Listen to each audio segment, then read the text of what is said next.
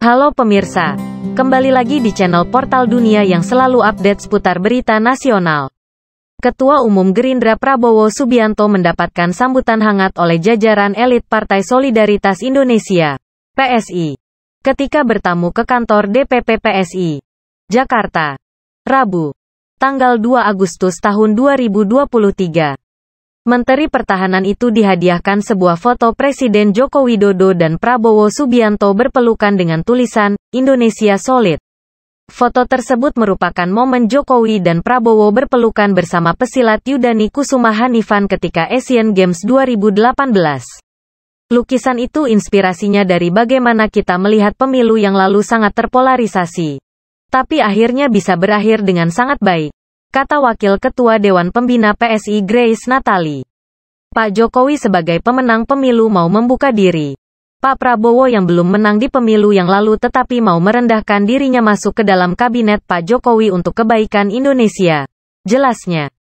Sementara itu Prabowo menuturkan, pembahasan dengan PSI cukup hangat. Ia merasa pertemuan sore itu sangat mesra.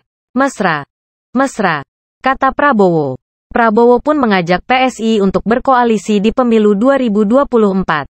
Tetapi, PSI masih menunggu arahan Presiden Joko Widodo. Meski diakui PSI ada tanda-tanda untuk merapat mendukung Prabowo sebagai calon presiden. Jadi perbincangannya hangat, serius tapi santai, saling berbagi visi. Dan ada kesamaan yang saya temukan dari PSI dan Pak Prabowo, kata Grace. Sikap PSI kali ini sungguh berbeda dengan masa lalu. Sejak pemilu 2019, PSI salah satu partai yang paling rajin dan keras mengkritik Gerindra dan Prabowo. PSI pernah memberikan sebuah penghargaan kepada Prabowo dan pasangannya Sandiaga Uno ketika berkontestasi di Pilpres 2019. Penghargaan itu dinamai Kebohongan Award awal 2019. Sindiran PSI kepada Prabowo karena dianggap kerap membuat kebohongan. Yaitu karena Prabowo mengatakan selang cuci darah di RSCM digunakan 40 kali. Kepada Sandiaga karena klaim mengerjakan tol Cikopo Palimanan, Cipali, yang dibangun tanpa utang. Tahun politik sangat berbahaya.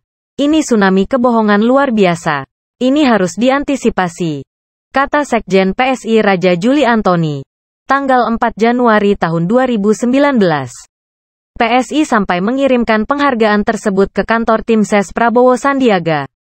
Langkah PSI itu juga mengundang laporan polisi oleh Advokat Cinta Tanah Air, ACTA, barisan pendukung Prabowo. Serangan kepada Prabowo kembali dilontarkan oleh Antoni karena pernyataan, Indonesia bubar pada tahun 2023. Antoni menyebut Prabowo mengambil data dari kandang kuda.